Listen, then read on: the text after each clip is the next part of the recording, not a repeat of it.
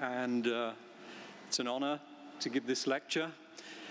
I'm actually a chemist, so I wonder if Gregor Mendel would approve of a chemist giving a lecture in his name. Now, actually on the first slide, these are my disclosures. These are various companies that I've been involved with. Now, 70 years ago, we learned that the molecular basis for the genetic code came down to very specific hydrogen bonding arrangements between what we now recognize as cognate base pairs, C and G, T and A. Now, the DNA bases have resulted from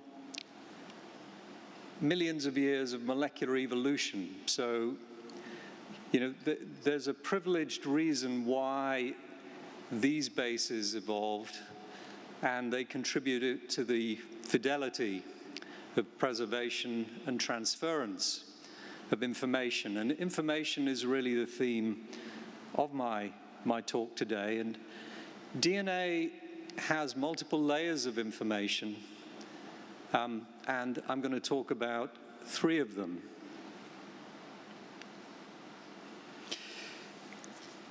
So three vignettes today. The first actually goes back to what drew me into getting interested in DNA.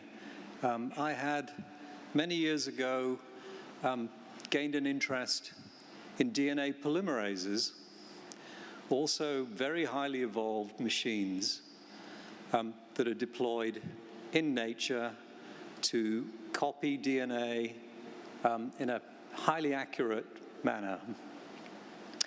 And in fact, the first story I'm going to tell you about involves collaborator David Klenneman that I've been working with for many years. He's a physical chemist and a laser spectroscopist. And these were some studies that we were carrying out with 2 of our postdocs, Colin Barnes, who's in my lab, and Mark Osborne. So we were all working towards a method to observe template-directed DNA synthesis by a DNA polymerase. This was a project funded in the UK by Research Council. And shown here is the setup that we were using. We took a glass slide and onto which we immobilized a DNA template and a primer. These were synthetic molecules of DNA. And what a polymerase does is it uses the Watson-Crick cognate hydrogen bonding pattern to extend the primer here, templated by the bases in the template strand. Now, we were observing this using a relatively new technique at the time, single molecule fluorescence detection. And one of the ways that we were doing this was by fluorescently labeling the building blocks that are incorporated by the polymerase. And doing this, we were seeking to learn about this arguably the most important chemical reaction in life, the building of DNA through nucleotidal transfer. Now, we became distracted during these studies because we saw the opportunity to read the sequence of DNA in a way that was different to the method of that time, which is really derived from Fred Sanger's chemistry. And so we sought to adapt that approach by color-coding each of the 4 building blocks using chemistry. Then here is our template, here's the primer, and here are the cognate base pairs.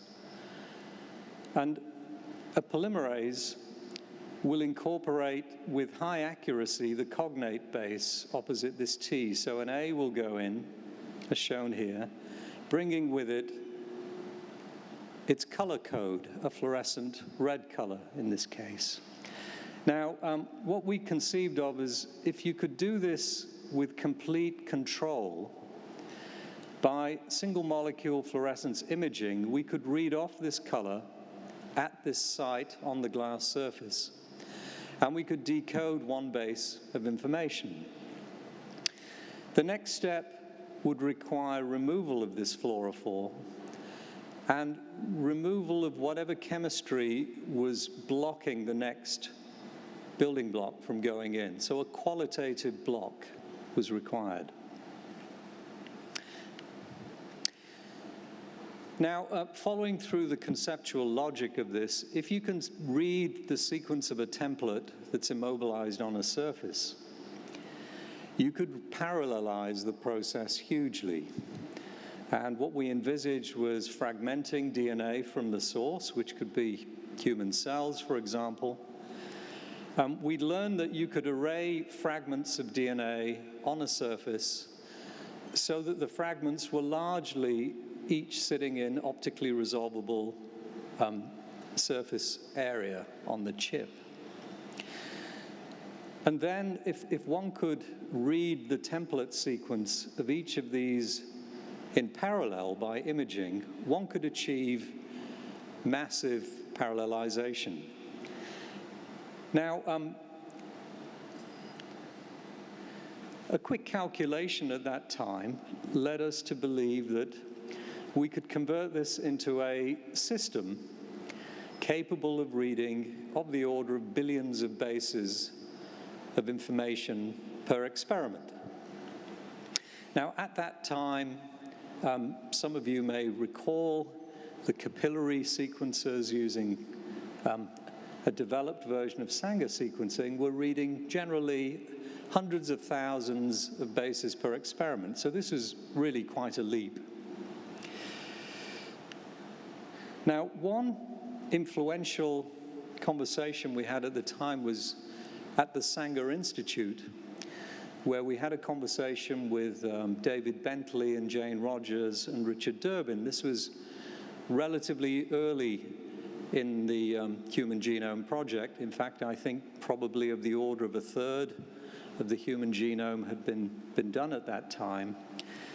And we shared with them, our vision for what we wanted to do, and tried to understand, when the Human Genome Project would complete, because we actually needed a reference sequence for our approach, but also what were the plans to sequence on a population scale, which, as you all know, is required to really pin down the genetic basis for humans and indeed other organisms and disease.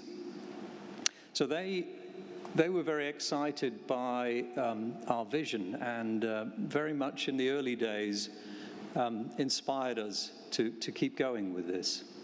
Now, we formed Solexa, which was a small biotech company outside Cambridge, to develop all this into a working system. And I'm not going to flood you with chemistry, but this is basically the design and structure of the very first generation Solexa sequencing nucleotides. Now, the part of this structure that's normal is the base. This is a T base, which can hydrogen bond here to an A. This is the triphosphate that activates the nucleotide. And this is what we would call a protecting group. It's an azidomethyl protecting group. And the fluorophore is attached through this linker to the non-Watson-Crick edge of the base so that it does not interfere with the fidelity of polymerase action. Now, post-incorporation, using a reaction developed by a German chemist, Hermann Staudinger, in the early 1900s, one can in water cleave off this fluorophore and also deprotect this 3' oxygen to allow the second cycle of incorporation to take place. Now, it's poignant that I'm giving the Mendel lecture because I think the very first recipient of this was Sidney Brenner. And he's actually related to what I'm about to tell you next. In a conversation I had with Sidney Brenner many years ago, he convinced me that we should go from single molecules to amplified derivatives of single molecules, as ultimately it would give better accuracy. And this was largely down to the fact that at single molecule level, there are stochastic events that can be difficult to discern from mutations. And so we ultimately went with this method that was developed by Pascal Myers and his co-workers at a company called, Mantea in Switzerland, in the Geneva region. And in essence, this is how that works. As before, if you take a fragment of DNA, you can immobilize it on a surface. But if you adapt the ends, and they can be symmetric or asymmetric adapters, and you prepare a surface where you've engrafted synthetic DNA oligonucleotides that complement these ends that have been tailored onto the DNA fragment, then as you flow this in, it will hybridize to one of these synthetic ends and form a bridge to the other synthetic end. And you can then melt it away and synthesize complementary sequences and essentially go through cycles of melting and reannealing, where each of these primers that's proximal on the surface will end up forming an oligonucleotide of identical sequence. So it amplifies DNA whilst preserving the spatial integrity of where the initial fragment formed a clone on the surface. And after doing this, one can sequence using the solid phase sequencing, only you're doing it to lots and lots of clusters on the surface simultaneously. So this is an image of real data. It's an old image, as you can see, and the DNA is Phi-X174, the most sequenced genome in the universe. And you can see here in the expansion, each of these dots is actually a CCD image of a cluster at one step in the sequencing. So this is an image frame, and the color of each spot would inform the identity of the base in that cycle. And each cycle, you would get changes in color. Now, I know there's forever a lot of discussion in the community about how long a read is useful, and very long reads versus very short reads. But the way we were thinking about this 25 years ago was if you could read at least 25 cycles, computationally, if there are no mutations or one unknown SNP or two, at 25 cycles, you could still realign to most of the human genome and obtain genetic information at base resolution. Of course, this required the reference sequence. Paired end sequencing was an evolutionary step. This improves things, and of course, today for whole genome type sequencing, typically one will read paired 150 or 250 bases. Okay, so what has this got us over time? This first instrument that probably very few of you will find familiar now, this was released in 2006. It was called a genome analyzer, and it was given the tag 1G because it could sequence 1 billion bases per run, which was our original target, actually, from that very simple calculation that I described. Of course,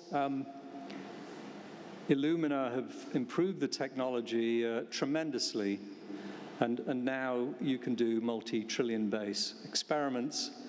And we have a genome that is faster and lower cost by many orders of magnitude compared to where we were 2.5 decades ago. Okay, so that's a little bit of the history behind the Solexa Illumina next-generation sequencing. But coming back to DNA and molecular information, here are the 4 canonical bases, A, T, G, and C, which engage in Watson-Crick type hydrogen bonding.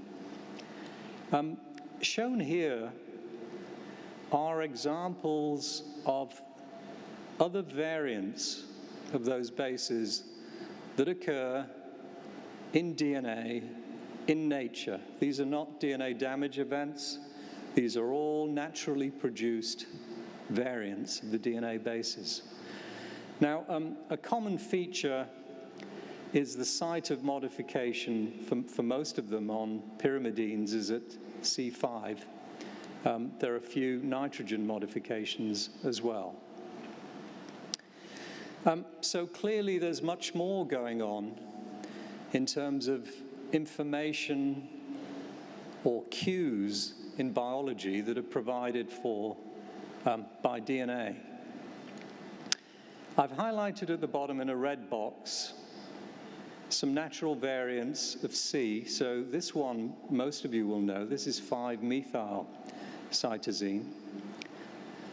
Next to it is 5-hydroxymethyl cytosine, and it's really only about 14 years since it was confirmed that this was really in existence in human DNA.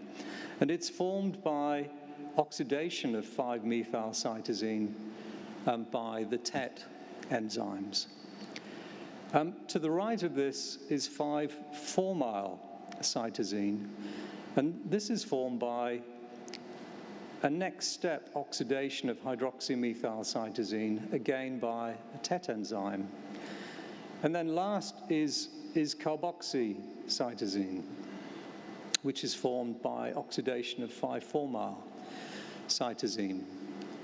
Now, it's commonly viewed that the metabolism of 5-methyl cytosine through these oxidation states is purely an oxidative demethylation pathway.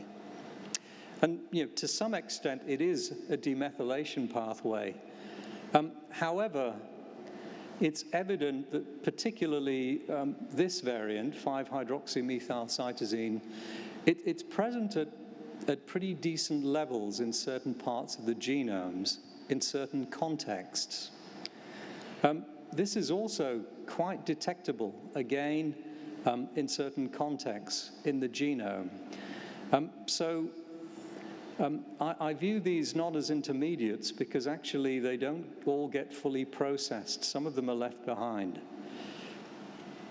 Now, one layer of molecular coding from DNA comes, I call it the major groove code. So this is the major groove, this is the minor groove, and the Watson-Crick hydrogen bonds are buried in the middle of the DNA stack.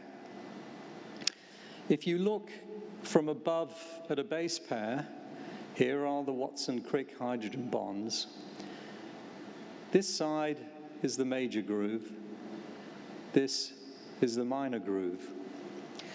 Staying with the theme of hydrogen bonding, for a CG base pair, there's a hydrogen bond donor that points out of the major groove. This is an acceptor, and this is an acceptor. For a TA base pair, this is an acceptor, this is a donor, this is an acceptor. And actually, this is the part of the DNA structure that contributes very largely to sequence-specific recognition by proteins. The classic example being the zinc finger proteins, and many years ago, in particular the Klug lab at the LMB did much to decode the relationship between zinc finger protein recognition and the hydrogen bonding code that presents in the major groove. So you can read sequence through the major groove. And in fact, I've pointed out here that the T base has a methyl group that makes it different from uracil, which persists in RNA. There are a number of reasons why nature decided to put a methyl group on here. One of them is this hydrogen bonding code for a TA base pair is symmetric. It's donor, acceptor, donor. And so it's possible to confuse TA with AT. So nature put a methyl group here as a recognition handle to desymmetrize the hydrogen bonding code for T and A. Now, these other modified derivatives, and particularly the C series, which I described, they all have the effect of putting in new chemical functionality very, very site-specifically in the DNA. So for cytosine modifications, it comes here. And just as this methyl group of T alters the recognition by proteins, having a group inserted here alters the way proteins interpret the major groove code of DNA. And of course, these modifications are dynamic. They can appear, they can undergo subsequent modification, and they can be removed. So this is a dynamic code that affects protein interpretation of DNA. So if there's a new level of code that we want to get information about, we need methodology for sequencing it. Now, I'm a big protagonist of making use of polymerases and this highly accurate, evolved hydrogen bonding method for reading bases. And in fact, for methyl C, changing the hydrogen bonding pattern has been an approach that's been used to try and discern the presence of these modifications. So here are some examples of chemistry, and the C base, which has this hydrogen bonding pattern, acceptor, acceptor, donor. Bisulfite has been commonly used to convert C. You can also do it with a cytidine deaminase, and you'll convert C actually to a uracil, but uracil in Watson-Crick hydrogen bonding space is a T. Here's another chemistry, OXBS, where you can convert the hydrogen bonding code of a HMC also into a T. This is another formal C specific base conversion, and there are a couple of chemistries that have been developed to read carboxy C into a T. So you can use this sort of base conversion chemistry if you want to discern any one of these features, and also methyl C. But there are some limitations of this approach. Number one, it will only give you that modification. It won't give you the other ones. But more importantly, most of these changes give you C to T changes that will be interpreted as a modification in DNA. And as you all know, C to T mutations are the most common single nucleotide polymorphism that you get. So you actually lose the ability to resolve genetic information in the course of getting only one piece of information about an epigenetic modification. So I'm now going to tell you about some work that relates to biomodal, and there are some biomodal people here today. And if you're going to do Watson-Crick base pairing based reading of sequence, 4 letters will only code for 4 different states. And ideally, one would like to read genetics and also read these modified states, because there is information in both, and I'm a great believer that DNA is trying to tell us lots of things, and we must learn to extract what it's telling us about biology. Now, if you can have a 2-base code where combinations of 2 bases can signify a state, you can code for 16 different states. And I'm going to give you an example where we've coded for C, T, A, and G, and have a separate 2-base code for methylated C, and a separate 2-base code for hydroxymethyl C, and we generate some nonsense combinations of 2 bases, which signify errors that have occurred in the PCR and on the sequencing instrument that can be corrected at single base level. So practically speaking, this is how you can get there. So with simple molecular biology, you can go from sample DNA to a sample strand with a synthetic oligonucleotide loop that self-primes and allows polymerase plus 4 building blocks to synthesize an unmodified copy strand of DNA. You can then ligate sequencing adapters depending on your preferred method of sequencing, and then carry out a set of transformations, which I'll show you on the next slide, that are able to sense modified states in the sample strand. Now you can open this out as shown here, and you can do a first read in this direction, and you can do a second read in this direction.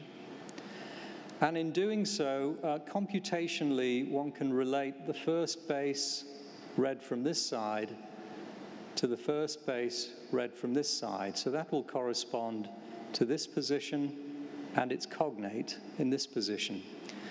And in this way, read down this sample strand, read down this copy strand, and computationally resolve all 16 states into one read that has all 4 genetic bases and modified states, and this can be realigned to the genome, and you can reassemble your genome. So how is this done? I'm going to describe transformations that are carried out between here and here. So here is a molecule of DNA from the sample, and let's imagine that there's a methylated C here and a hydroxymethylated C here at these 2 CPGs. Here's an unmodified CPG shown here. So first we form a copy strand shown here. The copy strand is unmodified, and we've now set up the basis for a 2-base coding system. We then carry out enzymology steps. So in the first step, this hydroxymethyl C here can be protected actually by a sugar using beta-glucosyl transferase. So this is one conversion. The methyl doesn't get converted. In the next reaction, we do copy methylation. Now, in nature, methyl transferases are part of machinery that can preserve CPG symmetrical methylation states during replication. Using the same principle, we can copy this information across onto this related C on the copy strand. But notice this does not happen for this protected HMC. It also doesn't happen at the unmodified CPG. So we've now differentiated the 3 CPG states: unmodified, methylated, and hydroxymethylated. We can then use an enzyme to deaminate all the Cs that are unmodified and unprotected. And they convert in Watson-Crick space to Ts, shown here. But the protected or modified Cs don't change. Now, at this stage, if we apply our two-base coding system, we can unambiguously decode for G, C, T, and A, and we can also decode the methylated C and also the hydroxymethylated C. So you resolve 16 states, including any errors, and you can realign this to reassemble your genome whilst gaining information about methylation sites and hydroxymethylation sites. So this all uses the power of hydrogen bonding through Watson-Crick base pairing and the power of polymerases and their ability to harness that chemistry for accuracy. So given this is the year of the double helix, I thought I'd talk to you about the quadruple helix.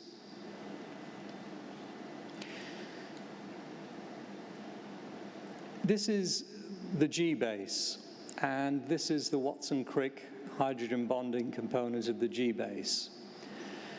But there is a structural motif whereby the G base can recognize other G bases in this highly ordered tetragonal fashion, where it utilizes Hoogsteen hydrogen bonding, shown here, as well as Watson-Crick hydrogen bonding. Now, importantly, when potassium is present, it sits in the middle and interacts with these oxygens, and it stabilizes this array. To a lesser extent, this can be done with sodium, and lithium does it rather weakly. A corollary of this motif is that there are sequences in the genome that have certain patterns of Gs that in a single strand or as 4 separate strands can fold back to form a 3-dimensional structure in which these G tetrads are stacked, as shown here. And we call these G quadruplexes, or G4s to be abbreviated. Shown here is, this is from an X-ray crystal structure solved by Stephen Needle in London of the human telomeric G quadruplex. And as you can see, it really is, it's a thing of architectural beauty with 4-fold symmetry.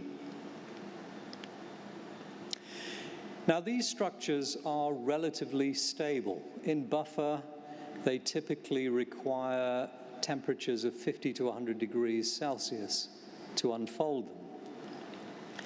Now, early on, we and others did some computational work that suggested that sequences in the human and particularly other mammalian genomes were prevalent in potential to fold into these structures.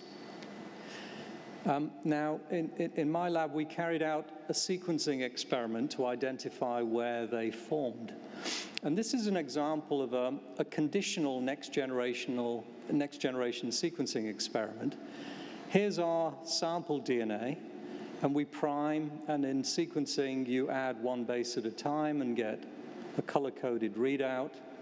So what we do is we carry this out on the human genome under conditions where we have lithium ion in the buffer.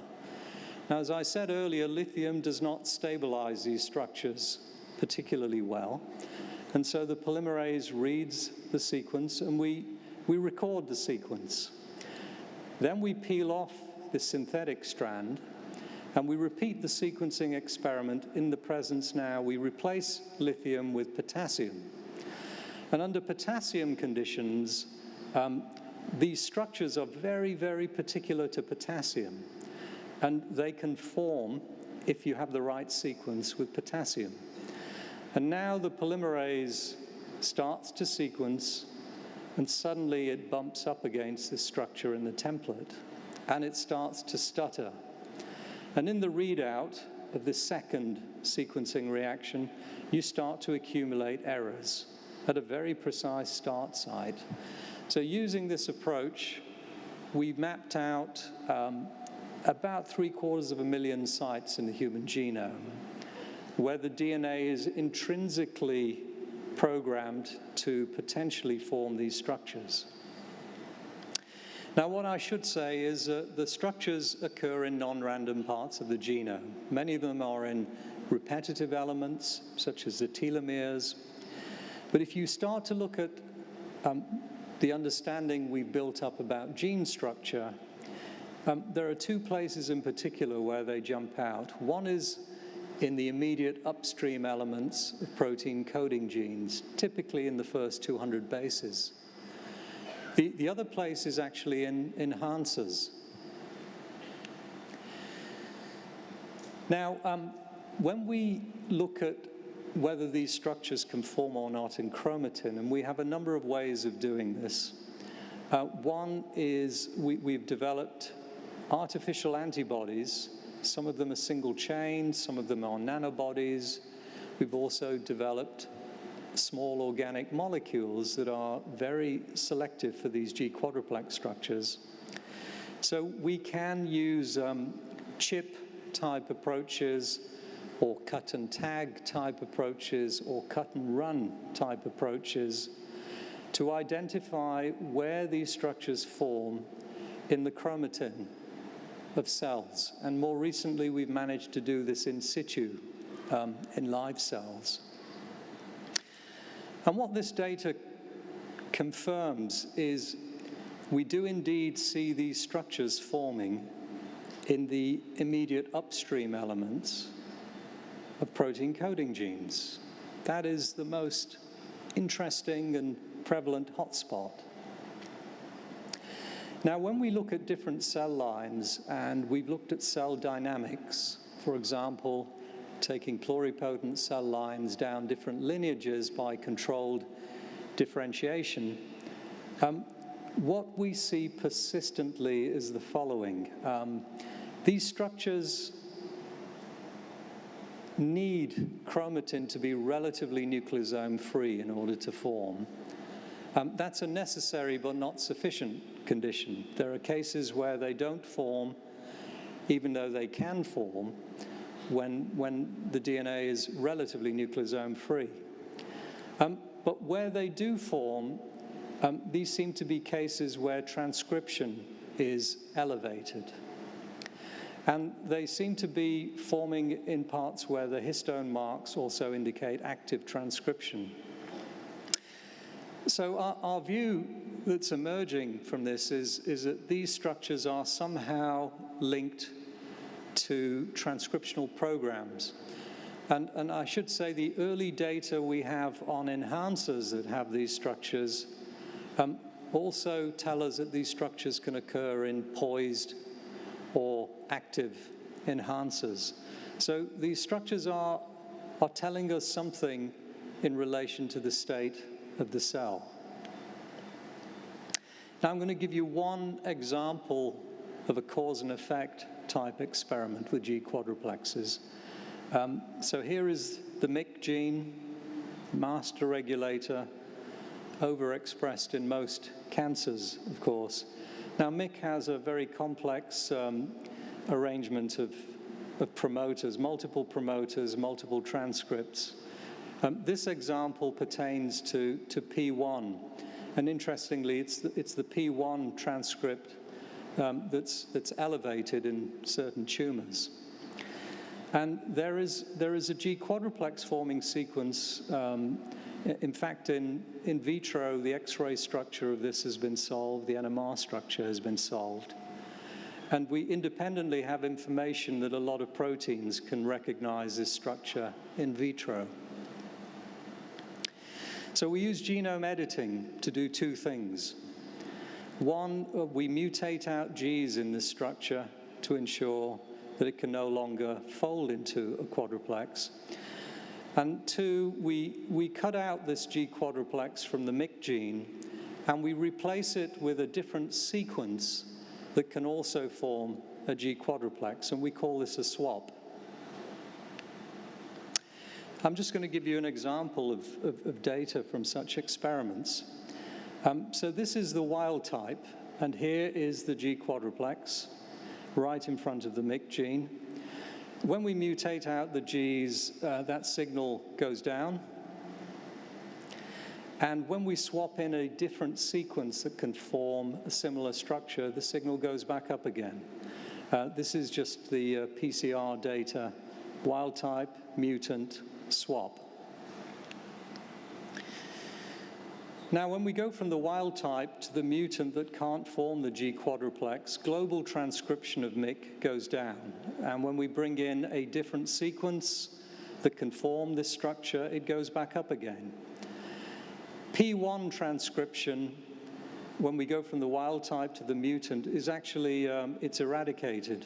You completely lose detectable P1 transcription. And when you swap in a different sequence that forms this structure, you largely restore and rescue P1 transcription. So just 3 vignettes of some of the dimensionality of information that DNA has. And I'm not going to talk about these areas. That's what most of this conference has been about. But what I would say, looking to the future, is whatever it is that you're focusing on in your work, I think it's very important to take a holistic view of the multiple layers of information that DNA stores within it. Some of it tells you about the biology that is happening now. Some of it may tell you about what was happening or what is about to happen. And I think this needs to be integrated with genetic information to get a full picture. Here are my acknowledgements, and I've really presented work from my lab at a high level, so I'd like to thank everyone from there. Many people in Solexa and Illumina, and also Biomodal, and these are the UK-based funding organizations that have supported my work. Thank you very much.